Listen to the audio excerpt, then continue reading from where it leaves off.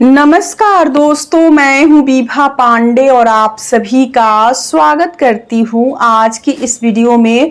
तो दोस्तों, आज की इस वीडियो में आप जानेंगे कि 11 अक्टूबर दिन शुक्रवार को हमें कन्या पूजन करनी है। तो उस दिन पहले हम हवन करें या कन्या पूजन करें।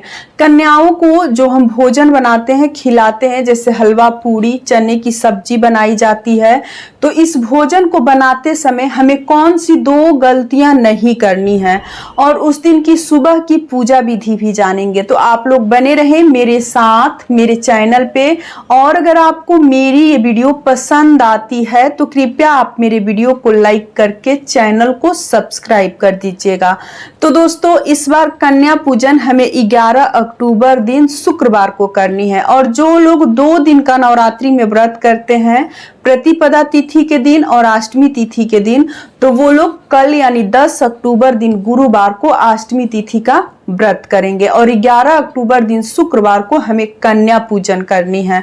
तो देखिए, जो लोग अष्टमी तिथि में अगर कन्या पूजन करते हैं वो लोग भी, और जो लोग नौमी तिथि में कन्या पूजन करते हैं वो लोग भी 11 अक्टूबर को ही कन्या पूजन करेंगे, क्योंकि अष्टमी और नौमी दोनों तिथि हमें 11 अक्टूबर को मिल रहा है। तो कन्या पूजन पहले करें या हवन करें, और उस दिन की पूजा विधि क्या है। तो देखिए, सबसे पहले आप पूजा विधि समझ लीजिए। सुबह सवेरे आप लोग जग जाइएगा, समय से जग कर घर की साफ सफाई करके, स्नान करके, स्वच्छ धुला हुआ सूट या साड़ी पहन लीजिएगा। वस्त्र धारण करके, सूर्य देव को जल देकर, तुलसी माता की पूजा करके, घर की मंदिर में माँ दुर्गा की पूजा पाठ आप लोग कर लीजिएगा। अगर पाठ जिनका संपन्न नहीं हुआ है वो लोग पाठ भी अपना संपन्न जरूर कर लेंगे, पूरा जरूर कर लेंगे। पाठ करके, आरती करके, और फिर आप लोग भोग बनाइएगा। और देखिए, जो लोग अष्टमी तिथि का पूजा अगर 10 अक्टूबर को नहीं किए हो, वो लोग 11 अक्टूबर को सुबह में अष्टमी तिथि का पूजा विधि जरूर कर लेंगे। अष्टमी तिथि के दिन जैसे कि माता को नारियल का भोग लगाया जाता है और माँ महागौरी की पूजा की जाती है। माँ का 8वां स्वरूप माँ महागौरी है। तो अष्टमी तिथि के दिन माँ महागौरी की पूजा की जाती है। चाहे तो अष्टमी तिथि की पूजा विधि आप लोग 10 अक्टूबर को सुबह में भी कर सकते हैं या फिर शाम के समय भी कर सकते हैं। माँ महागौरी की पूजा करनी है, नारियल का भोग लगाया जाता है और उस दिन श्रृंगार सामग्री चढ़ाई जाती है। कुछ लोग उस दिन खोइच भी भरते हैं और कुछ लोग खोइच माता को नौमी तिथि के दिन भरते हैं। तो आप लोग अष्टमी तिथि की पूजा अगर 10 अक्टूबर को कर लिए हो तो नौमी तिथि की पूजा आप लोग कीजिएगा। अगर अष्टमी तिथि की पूजा आप लोग ना किए हो तो आप लोग माता को खोइच दे दीजिएगा, माँ महागौरी के नाम से नारियल का भोग लगा दीजिएगा और श्रृंगार सामग्री आप लोग सुबह में माता जी को अर्पित कर लीजिएगा। फिर जो आप लोग प्रसाद बनाए, जैसे कि कन्याओं को खिलाने के लिए हलवा पूड़ी, खीर पूड़ी और चने की सब्जी बनाई जाती है। आप मीठा में हलवा भी बना सकते हैं या फिर खीर भी बना सकते हैं। और चने की सब्जी, जो काला वाला चना होता है, उसका सब्जी, सूखा सब्जी बनाकर और उसमें फलहारी नमक डाला जाता है। जो नमक हम प्रतिदिन भोजन में इस्तेमाल करते हैं वो नमक डालकर कन्याओं को भोजन नहीं करानी चाहिए। आप लोग चाहे तो फलहारी नमक डाल सकते हैं चने की सब्जी में डालकर, और सरसों की तेल से पूड़ी आप लोग बनाइएगा, ठीक है। रिफाइंड ऑयल का पूड़ी आप लोग कन्याओं को मत खिलाइएगा। माता जी का जब भी हम पूजाई करते हैं पूड़ी से, तो सरसों तेल में ही पूड़ी बनाकर माता जी की पूजाई की जाती है, पूजा चढ़ाई जाती है। तो कन्याओं को भी आप लोग जब भोजन कराएं, कन्या पूजन करें, तो उस भोजन को, उस पूड़ी को आप लोग सरसों तेल में तलिएगा, सरसों तेल में ही बनाइएगा, ठीक है। तो बना लीजिएगा भोजन और माता जी के पास उस भोजन को ले जाकर उसमें लौंग इलायची डालकर और उस भोजन को प्रसाद स्वरूप चढ़ा दीजिएगा। और उस भोजन को माता सिद्धिदात्री के नाम से आप लोग चढ़ाइएगा। माँ का 9वां स्वरूप की पूजा हम नौमी तिथि में करते हैं। तो नौमी तिथि में हम कन्या पूजन भी करते हैं खीर पूड़ी से या हलवा पूड़ी से। तो माता सिद्धिदात्री के नाम से आप लोग भोग लगा दीजिएगा, उनकी पूजा पाठ कर लीजिएगा, हवन कर लीजिएगा, माता को खोइच दे दीजिएगा। जो लोग नौमी तिथि में खोइच देते हैं वो लोग उस दिन खोइच भी दे लेंगे और फिर हवन कीजिएगा, ठीक है। खोइच देने के बाद, भोग लगाने के बाद से आपको हवन करनी है और फिर कन्या पूजन करना है। कन्याओं को आप लोग एक दिन पहले दावत दीजिएगा, ठीक है। कन्या पूजन करने से एक दिन पहले उनको बुलावा देना चाहिए, दावत देना चाहिए।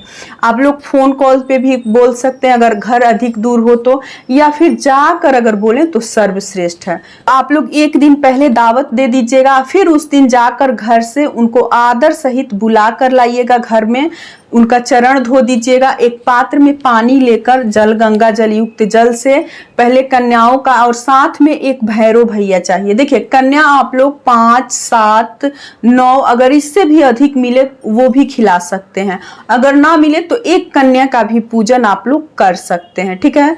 देखिए नियम क्या है कि आप लोग भोजन जैसे 9 बर्तन में 9 प्लेट में परोस दें और थोड़ा थोड़ा सा भोजन, और उसी को आप लोग कन्याओं के मुंह में, अगर एक ही कन्या मिलती है, 2 ही कन्या मिलती हैं, तो सभी बर्तन में से भोजन थोड़ा सा निकाल कर कन्या के मुख में डाल दीजिएगा। 9 बार उनका पांव पूज लीजिएगा, 9 बार उनको दक्षिणा दे दीजिएगा, जो ही आपका समर्थ हो। और जो भी गिफ्ट लाए हो उनके लिए, जैसे कि पढ़ने वाली चीजें भी आप दे सकते हैं, पेंसिल, इरेजर, कॉपी, या फिर जो श्रृंगार चीजें में जैसे कन्याओं के लिए आता है बिंदी, छोटा छोटा चूड़ी, हेयर बैंड, ये सब चीजें भी आप चाहें तो खरीद कर दे सकते हैं, दे दीजिएगा।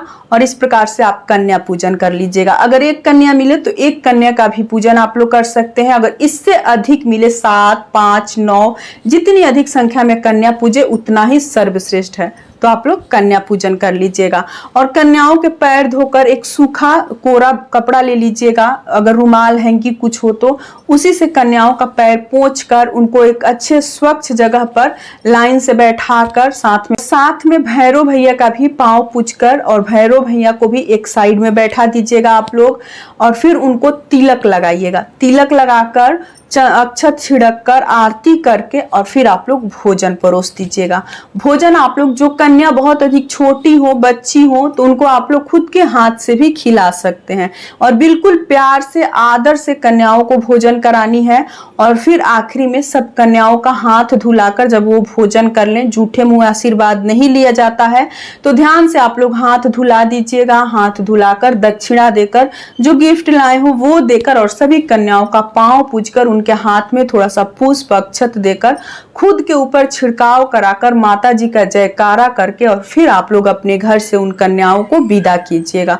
और थर्माकोल के जो पत्तल आता है ना, उसमें कन्याओं को भोजन आप लोग ना कराएं।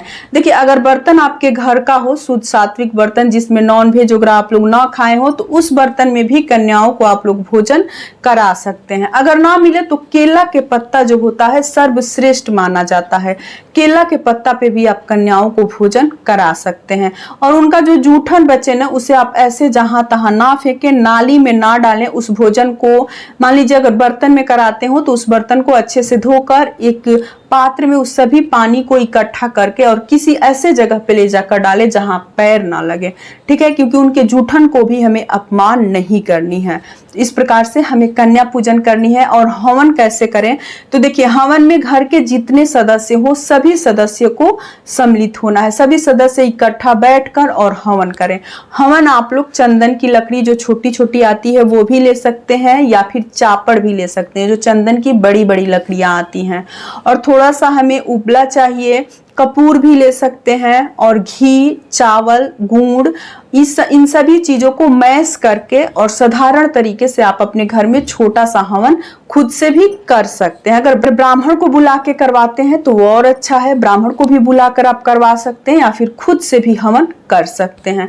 तो अपने सामर्थ्य के अनुसार आप लोग हवन और कन्या पूजन जरूर कर लीजिएगा। लेकिन विसर्जन आपको उस दिन नहीं करनी है। कलश विसर्जन आपको 10वीं तिथि में करनी है, 12 अक्टूबर को, ठीक है। 12 अक्टूबर को 10:48 के बाद आप लोग कलश विसर्जन कीजिएगा, क्योंकि 9वीं तिथि में हम माता को विदा नहीं कर सकते हैं और ना ही विसर्जन कर सकते हैं। विसर्जन का मतलब होता है कि माँ को पूरी तरह से अपने घर से विदा करना। तो आप लोग 10वीं तिथि के दिन यानी 12 अक्टूबर को कलश विसर्जन कीजिएगा। विसर्जन का मतलब कि प्रवाहित करना होता है, ठीक है। और 9वीं तिथि में आपको कलश हिलाना भी नहीं है, आप लोग 10वीं तिथि में हिलाइएगा। तो यही तक की थी आज की हमारी ये वीडियो। उम्मीद करती हूँ कि आप लोगों को मेरी ये वीडियो पसंद आई होगी। अगर पसंद आए मेरी वीडियो तो कृपया आप मेरे कमेंट बॉक्स में जय माता दी जरूर लिखिएगा। फिर मिलूंगी एक नए वीडियो में, तब तक के लिए नमस्कार।